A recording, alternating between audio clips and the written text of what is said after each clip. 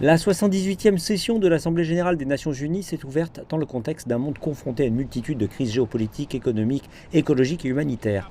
Dans son discours d'ouverture, le secrétaire général de l'ONU, Antonio Guterres, a réitéré les appels à une organisation plus moderne, exhortant les nations à s'unir, déclarant que notre monde a besoin de l'esprit d'État, pas de l'esprit de jeu ni de l'impasse. Le monde a changé, mais pas nos institutions. Nous ne pouvons pas traiter efficacement les problèmes tels qu'ils sont si les institutions ne reflètent pas le monde tel qu'il est. Le thème du débat général cette année était reconstruire la confiance et rallumer la solidarité mondiale, accélérer l'action en faveur du programme 2030 et de ses objectifs de développement durable pour la paix, la prospérité, le progrès et la durabilité pour tous.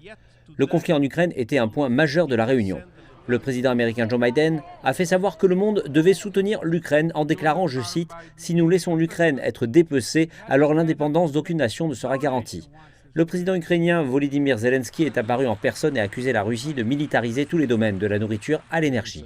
Le ministre russe des Affaires étrangères, Sergei Lavrov, a dénoncé avec force les États-Unis et l'Occident, affirmant qu'ils alimentent les conflits au lieu de promouvoir un véritable ordre mondial. Mais il a à peine mentionné l'Ukraine. Le vice-président chinois Han Zhang a clairement indiqué à l'Assemblée qu'un cessez-le-feu et des pourparlers de paix étaient la seule voie à suivre pour mettre un terme aux tensions entre la Russie et l'Ukraine.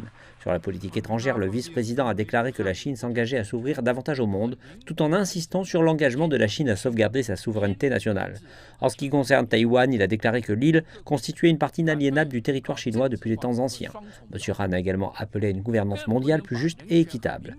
Les États-Unis et la Chine ont évité de se critiquer sévèrement alors que les tensions s'exacerbent.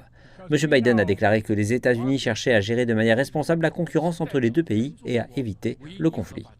Nous sommes pour réduire les risques, pas pour le découplage avec la Chine. Le climat a été un autre sujet majeur de discussion alors que le monde a été confronté à des records de chaleur, à des inondations massives et à de violents incendies de forêt cet été.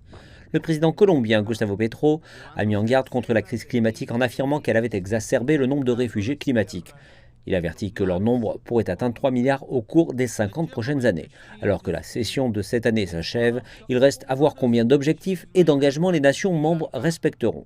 Beaucoup s'inquiètent de savoir si les Nations Unies ont encore la même influence qu'autrefois dans un monde de plus en plus fragmenté.